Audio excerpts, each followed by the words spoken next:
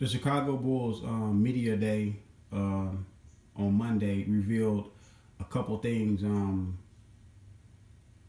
Chris Dunn, he cleared up the fact that when news came out that the Bulls was looking to draft a point guard in this past draft, that it was reported that Chris Dunn wasn't working hard. He wasn't showing up to the facility, putting in the work. He cleared all that up. He said he's been working with Fred Hoiberg on his shots. He's been working on all his weaknesses of his game, trying to improve. And he said that he don't know where that came from. He put the onus on the reporters, and he said it was very unprofessional for people to leak something that was untrue. Yeah, we have a lot of that in the media. They a lot of times they have agendas, and they leak things, and I don't know if it's true or not, but I'm gonna go by what he said. He said he's been working hard. He said that like I said, he was working on his shot because Chris Dunn, when he first came in the NBA, the Bulls wanted to trade for him the first year that he got drafted by the Timberwolves. They were going to give up Jimmy Butler for him, the number 5 pick, because they wanted to draft him, and I believe they wanted Wiggins at the time, but the Timberwolves said they was not ready to do that deal yet. So fast forward a year later, they end up doing a deal, and we end up getting marketing, Chris Dunn, and Zach LaVine, which you see standing right there. We end up getting those 3 players, and by getting those 3 players and trading Jimmy Butler, we were able to draft Wendell Carter Jr. and Hutchison. So the Bulls essentially got 5 players for 1, and no one can tell me that Jimmy Butler, as good as he is, he's worth 5 players. No, he's not. Jimmy Butler is a good player. To me, Jimmy Butler is like your 3rd best player on the championship winning team. He's not your first. He could maybe be your second, but he will be a great 3, a great the 3rd option on your team on a championship contending team, much like a Klay Thompson, how he is with Golden State. He's like their 3rd option behind Kevin Durant and Steph Curry. So yeah, the Bulls came out very, very well on that deal. But Chris Dunn, he made some strides last year.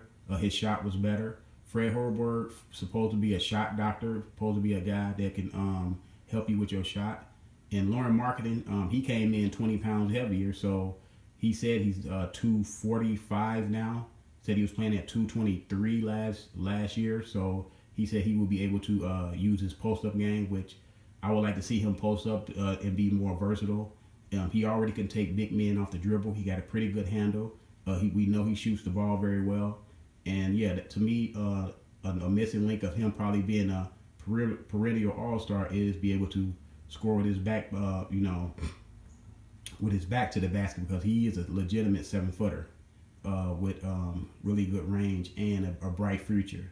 Zach LaVine, he said he was happy that he didn't have to spend a season, rehabbing his ACL. We all know he tore his ACL a couple years ago. He said that he feel fine, and I seen him playing in a lot of summer leagues, so he looked good. He feel good because if he's playing in a lot of summer leagues the way he was doing, that means the doctors gave him 100% clearance to do football related things. So that was good for him. Jabari Parker, the newest Bull, native Chicagoan. He will bring versatility to the Bulls. He can get his own shot. He can shoot the ball pretty well from mid range on out. He's a pretty good versatile player. Can play with his back to the basket. He's like 240 now. His best position is to play power forward, which I'm gonna get into that in a minute. But his best position is to play power forward. But he can play some small forward. But I don't know if he can guard small forwards. Certain small forwards in this league. But we'll see how that works out. Wendell Carter Jr. Upside rookie. To me, got a very, very good upside. This draft with the Bulls remind me of the Horace Grant, Scottie Pippen draft when the Bulls got Horace Grant and Scottie Pippen. Wendell Carter Jr. and Hutchison. Hutchison with his versatility reminds me of a young Scottie Pippen. Now I'm not saying he's going to be Scottie Pippen. I want everybody to blow a top, but I'm saying with his versatility of pass, shoot, play really good defense, slasher. So we'll see how that works out with him. See if he can get it into that 6-man rotation. But I think the Bulls starting 5 should be Chris Dunn at the point, Zach LaVine at shooting guard, Jabari Parker at small forward, even though I know power forward is his best position. Wendell Carter Jr. at center and Lauren Marketing at power forward. That's a potent lineup, and they can get away with that lineup because now the NBA is a small ball league. And that, to me, that would be the Bulls' most potent offensive 5 because each one of them can get their own shot at a certain level at a certain time of the game, and they are all interchangeable and versatile. You know what I'm saying? I know Jabari Parker and Lauren Marketing may be the weakest links on the team. I know Zach LaVine said he plays very well on the ball. I really didn't pay a whole lot of attention to the Bulls last year, even though I'm a Bulls supporter, Bulls fan. So I really didn't pay a whole lot of attention to them last year. I've seen a couple games here and there, but this year I will be getting the league pass just to see the Bulls. I will be getting the team league pass. You can always get your team league pass to where you just pay for your team, and it's not that much. I think it's like it's like maybe $100 or something like that just to get your league pass for a certain team, and I'm gonna get mine for the Bulls. I can see Bulls games on TNT. I can see them on regular TV, but you can't see every game on the league pass. That's why you have to have other avenues so you can be able to see all 82.